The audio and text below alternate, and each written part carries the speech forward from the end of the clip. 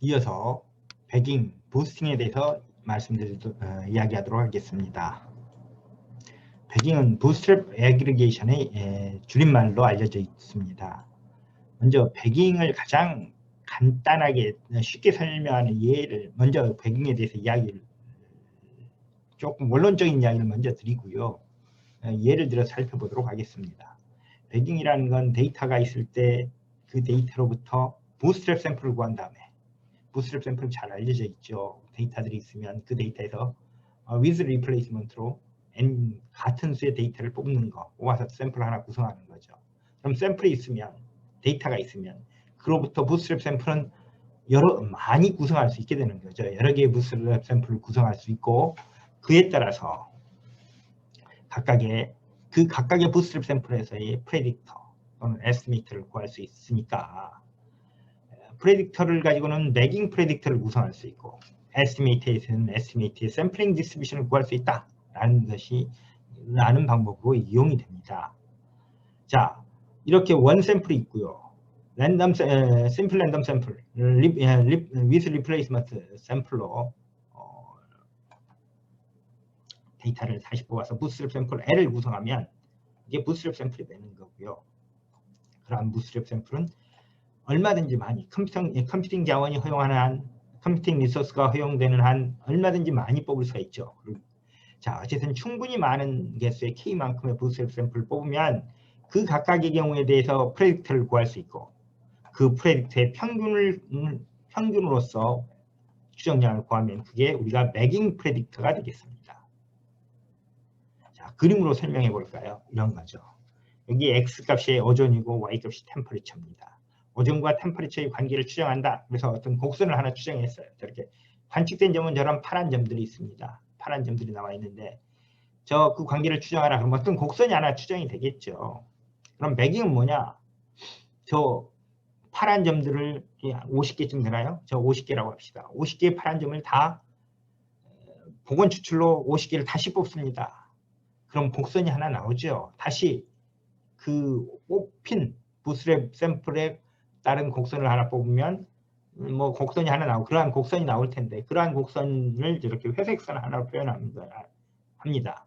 그리고 그러한 부스트랩 샘플은 여러 개가 나올 테니까 각각을 다 표시하면 여러 개의 저기 그림에 나와 있는 여러 개의 회색선들이 나오게 되겠고요.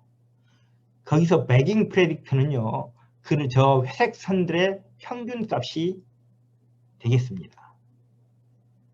자, 심플 랜덤 샘플에서 부스트랩 샘플을 구성하고 각 부스트랩 샘플에서의 프레딕터를 구성한 다음에 그 프레딕터들의 평균으로서 프레딕터를 잡는 것이 매깅 프레딕터다. 뭐 간단하게 말하면 매깅 리그레이션 라인이다. 이런 얘기가 되겠습니다. 그러면 자, 저도 매깅에 대한 이야기를 들은 지는 매우 오래됐습니다. 오래전에 들었는데요. 이 매깅에 대한 이야기가 쉽게 납득이 안 되는 부분이 있었어요. 왜 저런 일을 할까? 과연 차이가 있을까? 자, 리그레이션을 하면 우리 리그레이션 합니다. 리그레이션 하는데 거기서 부스트랩 샘플을 뽑아가지고 리그레이션 라인을 구하고 그런 과정을 여러 번 반복하면 여러 개의 리그레이션 라인이 나오는데 그것들의 평균, 리그레이션 라인의 평균을 내면 원래 리그레이션 라인하고 달라질까요? 같은 리그레이션 라인이 나오지 않을까요? 그래서 도저히 제 생각으로는 당연히 같은 리그레이션 라인이 나올 것 같았어요. 그러면 만약 같은 라인이 나온다면 매깅의 의미가 없어지는 거죠. 배깅이라는 게 별로 배깅할 이유가 없어지는 거예요. 똑같은 거니까. 같은지 아닌지, 같아지는지 아닌지를 보기 위해서. 도저히 생각으로는 잘 정리가 안 됐어요. 그래서 여러 가지 방법을 해서 테스트를 실시해봤죠. 여기서 잘 아는 아이리스 데이터, 세토사 50개에 대해서 꽃받침의 폭과 꽃받침의 길이의 관계를 리그레이션을 했어요. 그 리그레이션 라인이 검정색이에요. 저 검정 라인입니다. 그런 다음에 배깅을 했어요. 배깅을 했더니 저렇게 빨간 라인으로 나왔어요. 약간 차이가 있나요? 그런데 저기에는요. 우리가 부스트랩 샘플은 몇 개를 뽑아야 되죠. 부스트랩 샘플은 컴퓨팅 리소스가 허용되는 한 충분히 많이 뽑는 게 원칙이죠. 그렇죠? 얼마가 충분히냐? 최소한 100 이상, 200, 뭐 1000, 이 정도는 보통 이야기합니다. 이 저 빨간 라인을 그릴 때는요, 부스트랩 샘플을 몇 번 뽑았냐? 10번만 뽑은 겁니다. 다시 말해서 10개의 회색 라인이 있는데 그것들을 평균한 거예요. 왜 10번만 했냐? 저 숫자를 누르면 저게 점점 검정색 라인하고 붙어가지고 그림에 구별이 안 돼서요. 그림으로 뭔가 있는 것이다 구별되는 것처럼 표현할 방법은 저 부스트랩 샘플 숫자를 줄이는 방법밖에 없었어요. 그 말은 뭐예요? 배깅을 해봤자 원래 리그레션 라인하고 차이가 없었어요. 참, 그럼 문제가 생기는 거죠. 배깅? 그거 어디다 쓰는 거야? 왜 하는 거야? 할 이유가 없잖아. 이런 문제가 되는 겁니다. 그런데 뭔가 차이가 있으니까 배깅이라는 방법이 정립이 되지 않았겠습니까? 그래서 혼자 곰곰이 생각을 했어요. 어떤 경우에 배깅의 의미가 나타날까? 그래서 이런 경우를 테스트 해봤어요. 자, 여기는요, XX 변수와 YY 변수가 있는데 이렇게 거의 직선에 가까운 리그레션 라인을 형성하고 있죠. 점들이 모여 있는데 점 하나, 20개의 라인 점들이 있는데 하나만 뚝 떨어져 있어요. 여기. 이런 경우는 뭐라 그러죠? 이거 레버리지 포인트에 해당되기도 할 뿐만 아니라 인플루언셜 데이터예요. 그죠? 배기 분석이에요. 자, 이런 경우 해봤어요. 시험적으로 이런 경우를 해봤어요. 이거 리그레션 라인을 이 점을 넣고요. 빨간 점을 넣고 21개의 데이터에서 리그레션 라인을 그으면 당연히 이렇게 나오겠죠. 인플루언셜 데이터가 있으니까요. 그리고 이 리그레션 라인을 이 점을 빼버리면 인플루언셜 데이터를 빼고 리그레션 라인을 보면 이 파란 점선처럼 나올 겁니다. 그런데 여기서 배깅을 해봤습니다. 자, 여기 회색 선들 보이죠? 회색 선이 배깅 각각의 부스트랩 샘플에서의 리그레션 라인들이에요. 그것들의 평균 배깅 프레딕트를 구했더니 어떻게 되냐? 빨간 라인으로 나왔어요. 명확히 구별이 되죠. 원래 리그레션 라인하고 빨간 라인하고 차이가 확 나죠. 아하. 배깅과 보통 리그레션, 배깅 리그레션 라인과 그냥 리그레션 라인은 다르다. 원래요, 배깅과 부스팅 이야기를 설명을 들으면 이걸 뭘로 설명하죠? 클래시피케이션 이야기로 설명을 해요. 그런데 잘 파악이 안 되더라고요. 저게 내가 클래시피케이션 방법을 이해를 못해서 이해를 못하는 건지, 배깅의 의미를 이해를 못해서 못하는 건지, 부스트랩의 개념을 이해를 못해서 못하는 건지 판단이 안 되는, 잘 이해가 안 되는데 이 이그샘플에다 딱 넣고 리그레션으로 가져와서 이 이그샘플을 보고 나니까 아, 배깅이 이런 효과가 있구나 라는 것을 깨달을 수가 있었어요. 자, 이건 제 생각이죠. 그냥 그러면 남들도 다른 분들도 이 배깅에 대한 효과나 이런 것들을 이런 관점으로 바라봤을까? 그래서 배깅이란 용어를 만든 레오 브라이만 교수님이 쓴 논문, 배깅의 원 논문, 시초화된 논문을 찾아봤어요. 그랬더니 브라이만 교수님이 이렇게 말씀하셨어요. 배깅 leads improvement for unstable procedures. 이러한 경우가 바로 맞아요. 그 이외에도 몇 가지 제가 티피컬한 배깅이 좋은 효과를 내는 경우들을 몇 가지 찾았는데 이 경우도 바로 그러한 브라이만 교수님이 말한 unstable procedure의 한 경우다. influential 데이터가 있는 경우들. 그러한 경우들에 있어서 배깅이 뭔가 효과를 발휘한다. 여러분들 이 빨간 라인이 훨씬 더 좋아 보이시죠? 왜 좋은지는 일단 다음에 이야기하고요. 이 다음 스텝에서 이야기하고요. 이런 인플루언셜 데이터를 넣고 리그레션 하는 것보다 이 빨간 라인이 훨씬 설득력이 있어 보이죠. 그 설득력이 뭔가? 그러면 도대체 자, 이러한 unstable 프로시저가 있을 때 임프루브먼트를 가능하게 해주는 것이 배깅이다 라는 것이 되겠습니다. 그러면 도대체 배깅은 이건 어떤 의미로 이런 라인이 눈으로 보긴 좋아지는데 이 라인의 의미는 뭐냐? 뭘 개선한 거냐가 문제가 될 겁니다. 그렇죠? 자, 그 의미는요, 우리가 부스트랩의 의미에서 살펴볼 수가 있습니다. 우리 통계학 공부할 때 어떻게 합니까? 회귀분석 공부할 때는 최소자성법을 사용합니다. 이렇게 하죠. 뭐 n으로 나눠도 마찬가지겠죠. 그러죠? 관측치와 모형에서 나온 프레딕터의 차이의 제곱합이 평균을 합 또는 그 평균을 최소화하는 방법을 사용합니다. 그런데 시계열로 넘어가면 우리가 뭘 해요? 비슷한 것 같은데요. 이거 안 써요. 이걸 2로 대체합니다. 2. 그리고 민 프레딕션 해라. 민 스퀘어드 프레딕션 해라. MSP 뭐 이런 용어를 쓰지요. MSP를 미니마이즈하는 프레딕션 에러를 찾아라. 처음 공부할 때는 이거나 비슷하니까 이렇게 큰 관심 없이 넘어갈 수 있는데요. 곰곰이 생각해 보면요.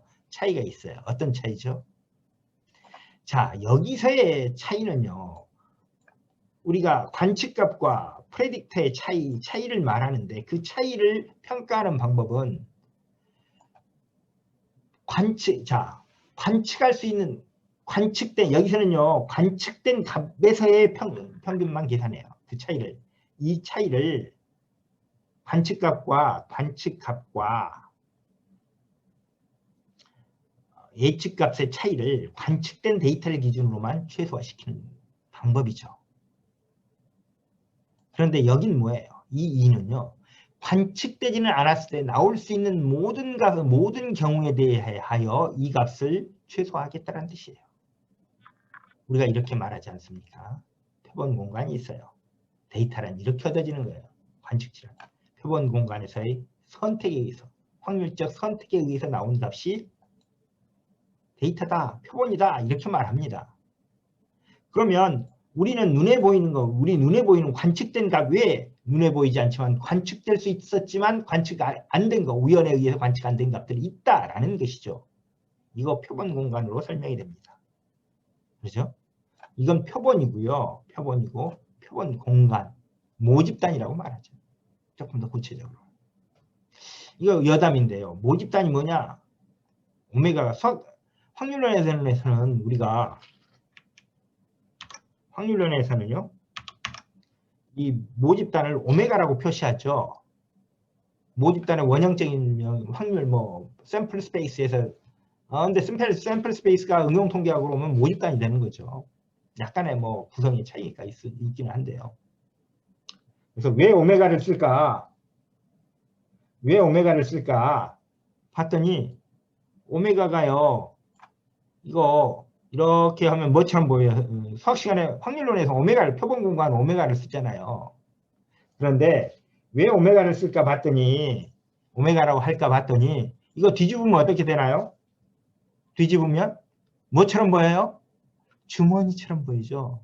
주머니예요. 표본 공간에 가장 중요한, 가장 실질적으로 다가오는 의미인 게 주머니죠. 주머니예요. 주머니 안에 우리가 뽑지 않은 값들이 있잖아요. 그렇죠? 그러니까 여기에서의 평균은요. 여기에서 평균의 의미는, 기대치의 의미는 주머니 안에 들어있는 값 전체에 대한 기대치인 거예요. 관측되지 않은 값들까지 포함한 거예요. 그렇죠? 차이가 있어요. 자, 그러면 우리가 여기서 이제 부스트랩의 의미가 중요한데요. 부스트랩이라는 걸 처음 공부할 때 에프론 교수님이 부스트랩 이야기를 설명하면서 어떻게 했죠? 복원 추출로 표본을 뽑으면 된다. 에스티메이터 퍼포먼스 에스티메이터를 평가하기 위한 방법으로서 샘플링 디스트리뷰션을 구하기 위한 방법으로 그런 이야기를 하셨어요. 그러면 도대체 처음에는요. 표본이 있는데 그 표본을 리샘플링하면 복원으로 리샘플링하면 뭐가 새로운 정보가 나올지가 매우 혼란스러웠어요. 그 부스트랩의 개념을 이해하는 데 있어서 가장 혼란스러운 점은 뽑아놓은 거 또 뽑으면 뭐가 달라지느냐 이런 점 때문에 이상했던 거죠. 이해하기가 매우 힘들었어요. 왜 이런 짓을 할까? 그런데 조금 눈이 트인 이후에 보니까 아주 뭐 표본에 자 우리가 말하는 건요. 부스트랩에서 말하는 건 뽑는 건 실제 여기 표본에서 리샘플링을 합니다. 하지만 그게 아니고요. 뭘 하는 거냐. 부스트랩의 의미는요. 우리가 이 표본 공간에서 샘플링하는 과정을 모사하는 거예요. 다시 말해서 표본을 가지고 표본 공간을 대체한 이후에 이 과정을 뽑는 거예요. 그래서 우리가 주어진 표본을 가지고 표본 공간에서 샘플링하는 과정을 가장 잘 모사할 수 있는 방법이 뭐냐? 그게 부스트랩이라는 거죠. 부스트랩에서 뽑는 건요. 부스트랩 샘플은 뭐에서 뽑는 거예요, 사실은? 현실적으로는 샘플에서 뽑지만 추구하는 바는 모집단에서 뽑아내는 거예요. 뭐예요? 관측되지 않은 경우, 관측되지 않은 데이터가 나왔을 때 어떤 현상이 벌어질지를 알아보고 싶은 거예요. 그 목적으로 쓰는 겁니다. 다시 말해서 부스트랩 샘플에서의 샘플은 뭘 흉내내는 거냐면 모집단에서 표본을 뽑는 과정을 흉내내는 거예요. 그렇죠? 그건 뭘까요? 우리가 관측되지 않은 값까지를 고려해서 좋은 모형을 만들겠다. 관측될 가능성은 있었으나 미처 관측되지 않은 값들까지를 고려해서 그런 경우까지를 포함해서 넓은 영역에서의 모집단을 좋은 모형을 만들겠다. 그걸 뭐라고 말합니까? predictability라고 말하죠. 자, 회귀 분석, 공간 통계학 이런 등등에서는 회귀 분석이 아니고 회귀 분석과 달리 C계열, 공간 분석, 공간 자료 분석 같은 경우에서는 이런 최소 자성법을 쓰지 않고 이런 개념을 써요. 그게 뭐예요? 예측에 무게가 있는 방법론들이죠. 예측이 중요한 방법들이에요. 예측의 개념이 중요한 방법들에서는 모집단에서 어떤 값이 관측되지 않은 값 중에 어떤 값이 튀어나올지가 더 관심인 거죠. 다시 말해서 predictability가 관심이 되는 거죠. 그럼 뭐예요? 배깅은 뭐 하는 걸까요? 배깅은 결국 predictability가 높은 모형을 찾겠다라는 거죠.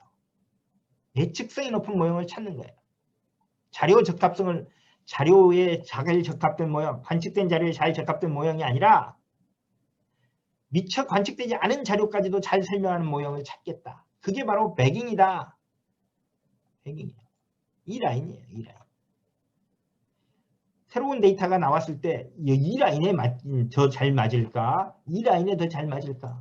아마도 배깅한 라인에 더 잘 예측이 될 거다.로 예측이 더 잘 예측될 거다. 라는 의미가 되는 것입니다. 자, 우리가 모형의 모수적 이건요. 배깅 이야기는 트리에 가장 배깅이 잘 배깅 방법이라는 게 주로 비모수적 통계학에 사용되는 거죠. 대표적인 게 추리죠. 그러면 모수적 모형에서 프레딕터빌리티를 평가하는 방법이 있어요. 그게 AIC입니다. AIC를 드라이브할 때 어떻게 하죠? 이렇게 하죠. 로그 라이클리후드 값을 추정한 로그 라이클리후드하고 거기에 미지의 데이터가 나왔을 때 로그 라이클리후드의 평균 값을 계산한 게 최소화된 로그 라이클리후드에다가 모수의 개수만큼의 2배를 해준다. 더해준다. 이게 AIC의 아이디어입니다. 여기서 중요한 게 이거예요. 이 Y스타의 의미. AIC의 드라이브를 할 때. 관측되지 않았지만 발생할 데이터. 그래서 AIC가 가장 낮은 모형을 찾는다. 그건 뭐예요? 프레딕터빌리티가 높은 모형을 찾는다라는 거예요. 그래서 의미가 밀접한 관련이 있을까요? 배깅의 의미와 관련이 있겠죠. 자, 그러면 뭐예요? 부스트랩과 또 뭐가 관련이 있겠어요? 크로스 밸리데이션. K-폴딩 크로스 밸리데이션. 데이터가 있어요. 데이터가 있는데 그걸 K 도막으로 잘라서 K-1개의 데이터로 모형을 평가한 다음에 나머지 모형에 넣지 않은 모형을 추정한 다음에 모형 추정에 사용하지 않은 나머지 데이터를 가지고 예측을 해서 얼마나 잘 맞추느냐를 따져보는 것. 그게 K-폴드 크로스 밸리데이션이죠. 그와 매우 유사한 성질을 가지고 있겠죠. 배깅은 자체로서 그러한 프레딕터빌리티가 높은 모형을 찾아내는 방법입니다. 자, 부스트랩 이야기가 맨 처음 부스트랩의 아이디어, 방금 이야기한 부스트랩의 아이디어가 소개된 페이퍼가 아까 말한 세기 페이퍼 중에 맨 위에 페이퍼, 1977년 에프론 교수님이 쓴 페이퍼죠. 부스트랩의 아이디어가 나왔고요. 자, 추가하는 바 결국 뭐냐, 우리는 자료만 잘 적합하는 모형, 이와 같은 모형을 찾는 게 아니라 단 AI에서 추구하는 게 이런 거잖아요. 복잡하고 자료를 잘 적합하는 것보다는 단순하지만 단순한 모형의 예측성이 높다라고 보고, 단순한 뭐 자료 적합성과 모형의 단순성의 균형을 추구하겠다라는 것이 AIC의 목적이고, 배깅도 같은 프레임워크에서 움직이는 방법론입니다. 그럼 배깅은 뭐예요? 복잡한 통계적 모형을 찾는 방법일까요? 단순한 통계적 모형을 찾는 방법일까요? 지향하는 바가 단순한 방향을 지향하겠죠. 단순한 모형을 지향하게 되겠습니다. 자, 뭐 여기 모형 셀렉션 방법 잘 알려진 거 AIC, BIC, 하이넨, 뭐 이런 것들이 있죠. 그 중에서도 AIC가 추구하는 바는 predictability고요. 크로스 밸리데이션, 제너럴라이즈드 크로스 밸리데이션, 프레디ction, 에러, sum of square 뭐 이런 이야기죠. 뭐 이런 이야기들과 다 predictability라는 개념을 공유한다. predictability를 추구한다는 점을 공유하고 있다. 좀 보면요, 모형 선택 방법들 여러 가지가 있어요. 뭐 통계학에서 보면 F-테스트 하면 뭐가 나오죠? P-밸류가 나와요. P-밸류 자체도 하나의 모형 선택 기준이 될 수 있어요. 또는 P-밸류의 로그를 취한 값을 모형 선택 기준으로 사용할 수도 있죠. 그런 것 없이 likelihood 값을 미니마이즈한 모형을 사용할 수도 있어요. 그렇죠? 마치 R-스퀘어를 사용하듯이. 그걸 기준으로 사용해서 선택할 수도 있습니다. 그런데 이쪽으로 가면요, 아래쪽으로 가면 단순한 모형을 추구해요. F-테스트에 의한 결과는 극단적으로 단순한 모형, 가설 검증의 특성상 극단적으로 단순한 모형을 선호하게 되죠. 반면 likelihood가 큰 값, 우도가 큰 값만 뽑겠다. 모형을 비교해서 우도를 그대로 사용하면 무조건 복잡한 모형이 선정이 되는 효과가 있습니다. 그에 비해서 AIC는요, 그 중간 정도에 해당이 되죠. predictability라는 개념으로 predictability가 높은 모형을 찾는 방법이다. 배깅은 이 레벨에 해당이 되는 모형을 찾아주는 방법이 되는 겁니다. 자, 배깅 정리해 봅시다. 자료에 대한 모형을 적합하는 과정에서 과적합을 방지하여 향후 발생 가능한 경우들에 대한 예측성을 높여주기 위한 비모수적 방법이다. 자, 배깅이 추구하는 바가 뭐다고요? predictability다라는 점이 되겠습니다.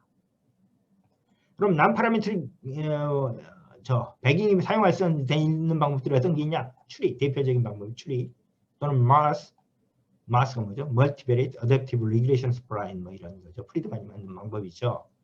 뭐 KNN 이런 방법들, 비모수적 방법들에 대해서 배깅이 적용될 수 있다라는 것이 되겠습니다. 자, 그러면 배깅보다 더 조금 배깅이 변형된 방법들이 있어요. 그걸 제가 이름을 붙였는데 배깅 플러스라고 붙였습니다. 배깅은 설명 변수들을 뽑아내는 과정이에요.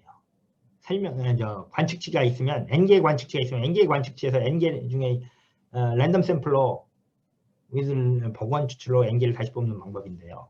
우리가 설명 변수가 있습니다. x 변수가 있으면 그걸 조금 더 확장하는 방법이 있어요. x 변수, 설명 변수들이 여러 개 있으면 그 중에 일부를 쓰지 않고 나머지 일부 중에서 랜덤하게 뽑아서 설명 변수를 대입하면 그런 방법이 사용이 되는데, 그게 추리에 들어가면 랜덤 포리스트라는 이름으로 불려요. 자, 딥러닝에서는요, 같은 방법, 설명 변수 중에 일부를 사용하지 않는 거, 왜 그럴까요? 왜 설명 변수 중에 일부를 사용하면 안 될까요? 확률적으로. 랜덤하게 일부를 제외하고 나머지를 하는 것들을 랜덤하게 뽑아가면서 할까요? 다양한 형태의 모형을 구성할 수 있어야 되는데 어떤 설명 변수는요, 너무나 모형 설명력이 높아요. 그럼 도미네이트 해버리죠. 그 변수가 들어가면 나머지 변수들이 적합돼서 모형에 포함되지가 않아요. 영향력이 줄어들어 버려요. 그러면 다양한 모형을 생성하는데 지장이 되겠죠.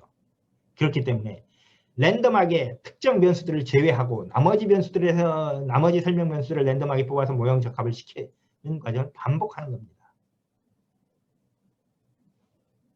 그게 랜덤 포리스트고요. 같은 방법을 딥러닝에 적용하는 것이 드랍아웃이 되겠습니다. 말하자면 이런 거예요. 이게 딥뉴럴넷의 모형인데요. 갑자기 랜덤하게 노드 중에 몇 개를 없애버려요. 노드가 실제는 그 다음 레벨의 입력 변수죠. 설명 변수예요. 몇 개의 설명 변수들을 갑자기 없애버리는 거예요. 그럼 어떻게 돼요? 랜덤 포리스트에서 설명 변수 없애는 것과 같은 효과가 나겠죠. 이것도 일종의 배깅 방법인 겁니다. 배깅 플러스라고 불리는 방법이죠. 자, 부스팅. 자, 머신러닝 이야기를 하다 보면요. 머신러닝의 주류는 아닐 수 있어요. 왜 그러냐면 다양한 예를 들어 서포트 벡터 머신, DNN, 추리 이런 것들이 주요 핵심 컨셉인데 이런 컨셉을 공부하다 보면 꼭 옆에 붙어서 튀어나오는 이야기가 배깅 부스팅이에요. 그래서 배깅 부스팅 이야기가 납득이 안 되면 이런 개념, 이런 방법론들이 뭔지가 좀 명확하게 이해가 안 되면 항상 자신이 없어지는 거죠. 그 중에서도 배깅에 비해서 부스팅이 훨씬 조금 더 이해하기 어려운 도대체 뭘까? 라는 게 점이 문제가 되는 방법론입니다. 부스팅 오래됐어요. 프롬 앤 사파이어가 1996년에 제안한 아다부스트 방법이 시초고 이렇게 이야기합니다. 이제 보통 리그레션으로 설명하지 않고요. 클래시피케이션으로 설명해요. 그럼 클래시파이어가 나오잖아요. 분류기, 회귀 분석으로 가져오면 회귀 직선이 나오는 거예요. 회귀선이. 그게 분류기라고 말하는 거죠. 회귀선을 분류기. 회귀 분석에서 회귀 직선은 그냥 직선이라고 말하는데 똑같은 방법인데요. 클래시파이어는 그걸 분류기라고 말하는 게 조금 머신러닝이 거기에 보면 머신러닝이 클래시피케이션을 더 선호하는 이유가 더 잘 어울리는, 잘 매칭이 되는 그런 면을 볼 수가 있습니다. 자, 어쨌든 이렇게 말합니다. 예측 성공률이 낮은 약한 분류기들을 조합하여 더 좋은 성능을 발휘하는 강한 분류기를 만드는 방법이다.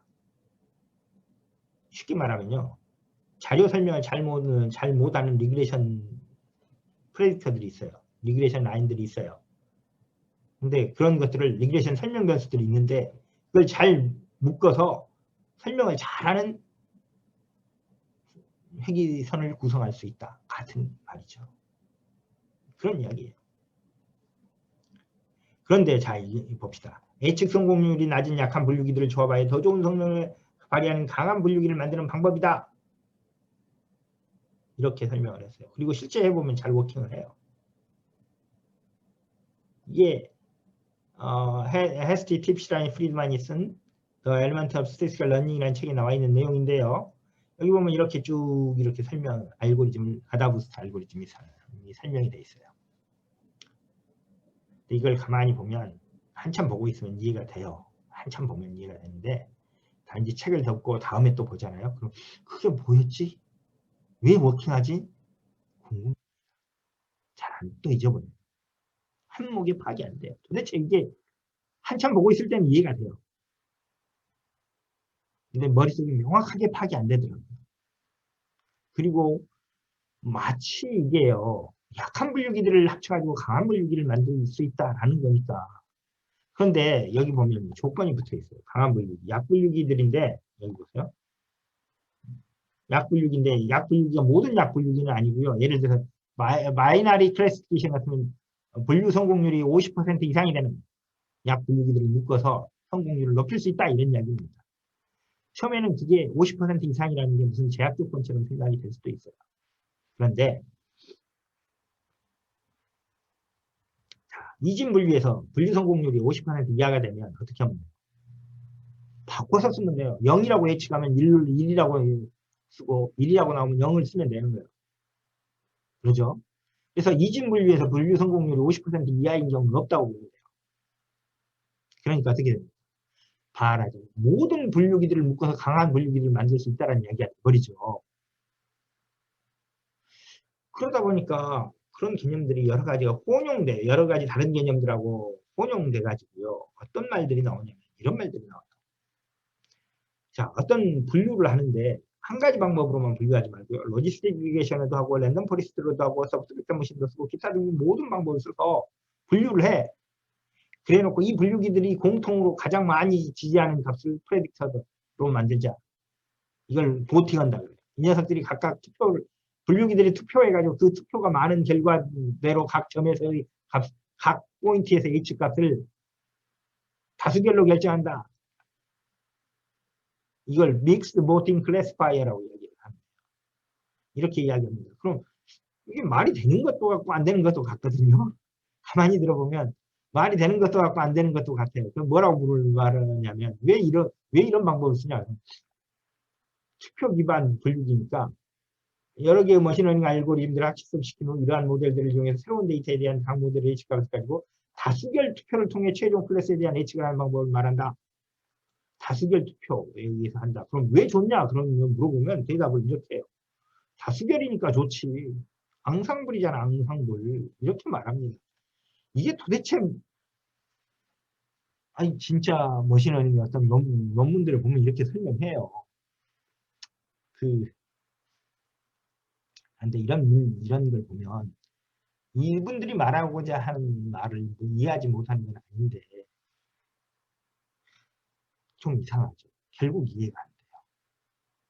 좀 이상하죠.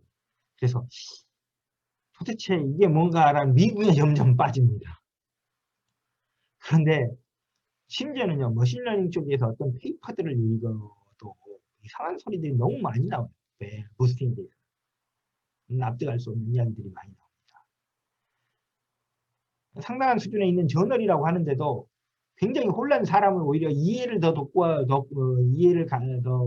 쉽게 이해할 수 있게 해주는 게 아니라 더 혼란스럽게 만드는 논문들이 많이 있습니다. 주요 논문들 중에. 그래서 부스팅이 뭔지를 굉장히 이해하는데 논문들이 방해를 해요. 자, 그런데 그런 것들을 다 넘어서 제가 이해한 쉽게 부스팅이 뭐냐 이렇게 저는 설명합니다. 자, 우리가 자료를 변환하잖아요. 리그레이션으로 가져와서 설명합시다. 역시 리그레이션으로 가져옵시다. 리그레이션 오면 데이터가 좋아졌으면 설명 변수를 가공을 하지요. 뭐 트랜스포메이션 할 수도 있습니다. 이렇게 트랜스포메이션 해서 H를 만든다고 합시다. 여러 개 원 데이트 설명 변수를 가공을 해서 H 변수를 만드는데요. 설명 변수가 여러 개가 들어가면 우리는 프레딕터를 구성할 때 어떻게 해요? 리그레이션 프레딕터를 구성합니다. 이건 뭐 합니까? 멀티플 리니어 리그레이션으로 구하면 되죠. 그렇죠? 멀티플 리니어 리그레이션으로 구하면 됩니다. 그에 대응하는 비모스적 방법이 뭐냐? 부스팅입니다. 응? 쉽게 이야기하면 뭐다? 부스팅 그거 다른 거 아니고 멀티플 리그레이션의 난파라메트릭 버전이다. 이야기하면 되는 겁니다. 그리고 한꺼번에 차이가 있다면 이 값들을 이러한 프레딕터를 한꺼번에 모형에 넣는 게 아니고 하나씩 모형에 집어넣어가는 과정이 바로 부스팅이다. 라고 설명이 되는 겁니다. 쉽게 이야기하면 뭐예요? 프레딕터 하나 각각의 이게 프레딕터예요. 각각의 설명 변수가 프레딕터니까 H값, 분류기. 클래시피케이션 문제로 말하면 이 하나하나가 분류기인 거예요. 약한 분류기.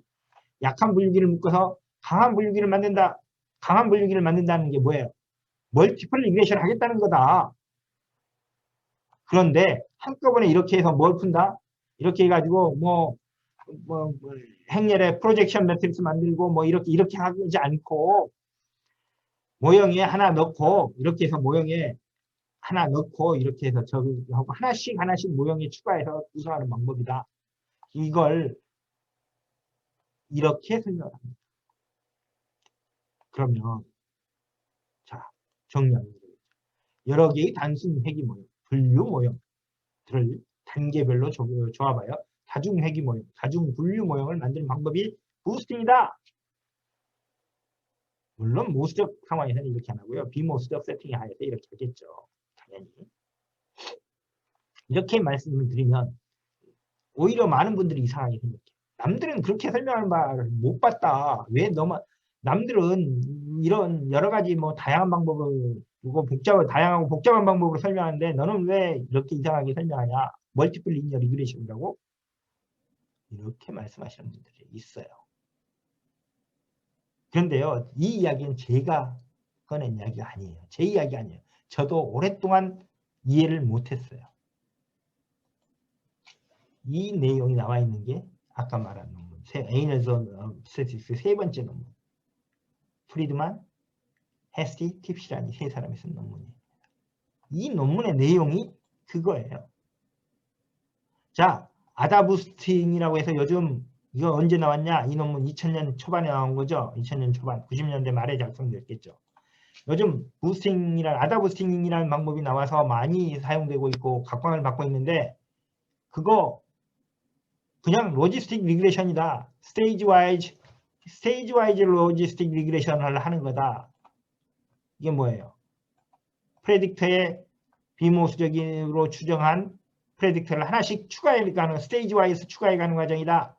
이거 우리가 이미 프리드만, 팁시라니, 헤스티, 팁시라니 이 사람들이 겜이라는 방법을 만들었었죠. 제안했었죠. 이거 겜의 일종이다. 라고 설명한 겁니다. 쉽게 이야기하면 이거 아다부스팅 다른 거 아니고 로지스틱 리그레션이야. 그냥 로지스틱 스테이지 와이즈 로지스틱 리그레션을 하는 게 바로 아다부스팅이다 라고 설명을 한 겁니다. 다만 차이가 있다면 이러한 함수를 로지스틱 리그레션에서 이 함수를 이와 같이 조금 간단하게 근사해서 사용하고 있을 뿐이다 라고 설명을 합니다. 페이퍼 읽어보니까 제가 에이널더 페이퍼를 이런 에이널더 페이퍼가 있다는 걸 알지를 못했어요. 도대체 에이널더 페이퍼 읽기 어려운 페이퍼 중에 하룻밤 만에 읽을 수 있는 이런 페이퍼가 있다는 것을 갑자기 많은 눈이 번쩍 뜨이게 하는 내용이었고요. 그래서 큰 관심을 가지고 너무 읽는 게 재밌어가지고 하룻밤 만에 다 읽을 수가 있었습니다. 그래서 읽고 나니까 모든 게 명확해졌어요. 그 내용 아주 쉽게 말하면 이 내용입니다. 자, 그리고 프리드만이 또 이어서 페이퍼를 하나 떴어요. 이게 두 번째 페이퍼입니다. 부스팅의 개념을 확장해서 이 페이퍼가 그레디언트 부스팅이라는 개념을 제안을 한 겁니다. 요즘 부스팅은요, 아다부스팅, 프리드만이 말한 아다부스팅 이런 거 쓰는 사람 없어요. 다 그레디언트 부스팅이에요. 부스팅 말하면 다 그레디언트 부스팅입니다. 그레디언트 부스팅은 뭐냐면요. 이 피팅 과정을 보면 결국 이렇게 됐잖아요. 베이스 펑션, 비모수적으로 이 베이스 H라는 설명 변수 X들이 있을 때, 입력 변수 X들이 있을 때, 그로부터 모델에 들어가는 H를 추정하는 단계와 그 모수들을 추정된 H들을 모형에 결합하는 단계로 나눌 수 있는데, 이 추정 단계, H를 추정하는 경우에는 어떻게 하냐? 모형을 피팅하고 단계 모형을 피팅해 간다고 했는데 각 단계 스테이지마다 그 모형을 스테이지에서 추정하고 난 잔차, 이걸 슈도 리스판스라고 하죠. 잔차를 기준으로 해서 그 값을 최소 자승법을 이용해서 그걸 미니마이즈하는 프레딕터 H를 잡는다. 그리고 모형에 결합 넣어라. 라는 것이 그레디언트 디스턴스 방법의 아이디어입니다. 즉 정리하면 이런 거예요. 그레디언트 부스팅 방법의 아이디어입니다. 정리하면 그레디언트 부스팅은 다른 게 아니고 비모수적 방법, 트리, 마스와 같은 기저함수가 있는 비모수적 함수 추정 문제에서 단계별로 베이스를 잡아서 모형에 추가해가는 방법, 겜 스타일의 피팅 방법을 사용하게 될 때 그 베이스 펑션을 잡는 때는 잔차를 가장 최소 자승법 기준으로 나머지 잔차를 가장 잘 피팅하는 베이스를 잡는다라는 이야기가 되어 있습니다.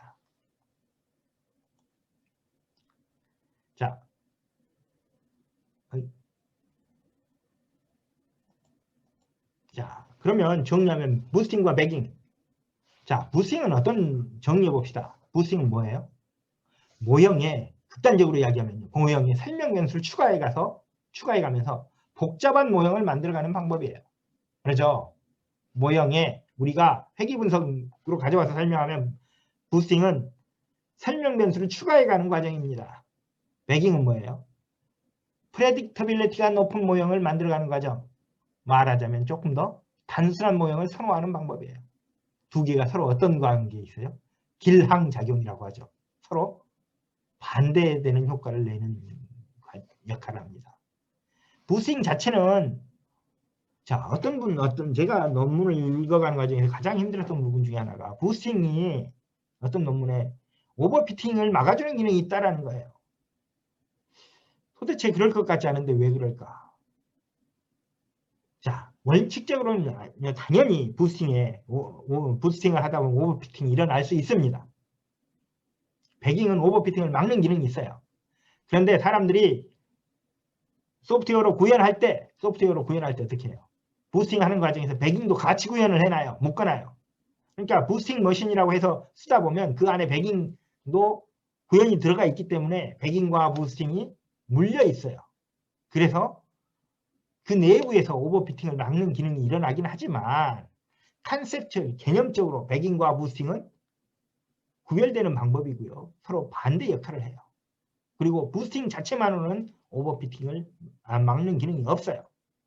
그러다 보니까 똑같이 프리드만이요. 이 논문 쓰고요. 아까 2001년에 논문 나오고 2004년인가 바로 논문이 하나 또 나온 게 있어요. 스토캐스틱 부스팅이라는 건데 프리드만 자체가 그레디언트 부스팅하고 배깅을 섞어서 혼합해서 쓰면서 스토캐스틱 부스팅이라는 용어를 만들었어요. 그럼 뭐가 돼요? 부스팅하면서 배깅도 같이 하니까 오버피팅도 막을 수 있다. 그러다 보니까 사람들이 뭐예요? 배깅을 하면, 부스팅을 하면 무조건 좋아진다 이런 말을 쓰는데요. 그래서 부스팅하면 무조건 좋아져. 그러니까 그냥 다 가져다가 이런 프레딕터 저런 프레딕터 다 갖다 묶어서 쓰면 좋아. 이런 말들을 하기도 합니다만 그런 것들은 타당한 이야기들은 아니죠. 자, 그리고 머신러닝을 이해하는 데 있어서 가장 조금 항상 머신러닝 파트를 보다 보면 조금 문제가 될 수 있는 부분이 코딩 스타일이 달라요. 예를 들어서 통계학에서는요. 보통 어떻게 하냐. 명목 변수가 있어요. 세 종류의 명목 변수가 있어요. 대표적인 데이터가 아이리스 데이터죠. 세 종류의 붓꽃, 세토사, 버지칼라, 버지니카가 있으면 이렇게 더미 변수 두 개를 잡죠. 세 종류의 붓꽃을 구별하기 위해서 더미 변수 두 개를 이렇게 잡아요. 하나, 둘을 잡는데 이렇게. 이걸 00, 10, 10 이렇게 하면 세 종류가 구별이 된다. 이렇게 해서 이렇게 잡습니다. 변수 두 개만 잡는데 머신러닝에서는요. 그냥 이렇게 잡아요. 세토사 하나, 100, 버지칼라 010, 001. 클래스가 카테고리가 K개면 K개의 변수를 잡습니다. 이런 걸 뭐라 그러냐면 원핫 인코딩이라고 하죠. 원핫 인코딩. 0 아니면 1로 돼 있어요. 원핫 인코딩이라고 하는데 통계학에서는 이렇게 잡는데 말이죠. 머신러닝 보면 이렇게 잡아요. 이건 문제 없나? 왜 그러지? 이런 이상한 그 차이가 왜 이런 것들이 가능해지는지에 대해서 의구심을 갖게 되는데 그래서 어떤 분들은 이렇게 이야기해요.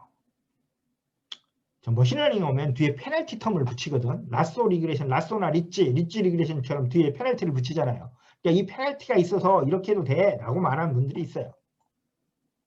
그런 효과도 있어요. 분명히. 왜 그러냐면 라쏘나 리치를 하면 이게 뭐예요? 레귤레이제이션 방법이라는 게 솔루션이 너무 많이 있을 때 티커너플 레귤레이제이션이라는 것이 리니어 시스템에서 솔루션이 너무 많이 있을 때 솔루션을 스페이스를 레귤러라이즈 해가지고 솔루션을 찾을 수 있게 해주는 방법이니까 뒤에 페널티가 붙는 게 베타를 추정을 가능하게 해주는 역할을 해요. 맞아요. 이렇게 하더라도 이것 때문에 찾을 수 있는 문제가 안 생긴다라는 주장이 틀린 건 아닙니다. 하지만 그 근저에는 이게 없더라도 문제가 안 돼요. 머신러닝에서는. 머신러닝에서는 뒤에 페널티가 없다 할지라도 물론 컴퓨팅 과정에서 이 부분에 처리를 못하면 문제가 있는데 제대로 처리를 하면 문제되지 않습니다. 이렇게 하면 돼요. 왜냐? 기본적으로 뭐예요? 아까 이야기했잖아요. 제가 맨 처음 이야기했습니다. 머신러닝에서는 X 변수들이 뭐 하는 게 독립이 되냐 안 되느냐 그거 따지지 않는다라고 그랬어요. 자, 통계학에서 말이에요. 이거 이렇게 쓰는 이유가 있어요. 저기 하나 왜 2개만 쓰냐? 3개 안 쓰냐? 이렇게 머신러닝처럼 3개 안 쓰냐? 통계학에서도 3개 쓸 때가 있어요. 이렇게. 세토사를 이렇게 하고 버지니카, 버지칼라 통계학에서도 이렇게 나타낼 때가 있어요. 언제죠? 각 클래스의 효과를 각 그룹마다 이렇게 머신러닝처럼 100, 010, 001 이렇게 나타낼 때가 있어요. 언제죠? 평균을 빼고 인터셉트가 없는 모형을 넣으면 인터셉트가 없는 모형을 적용하면 이 3개 이렇게 들어가잖아요. 통계학 리니어 모델에서도 회귀 분석할 때도 이렇게 들어가요. 그런데 왜 이렇게 보통 더미 변수는 클래스 수, 카테고리 수 빼기 하나를 쓰라 그러냐?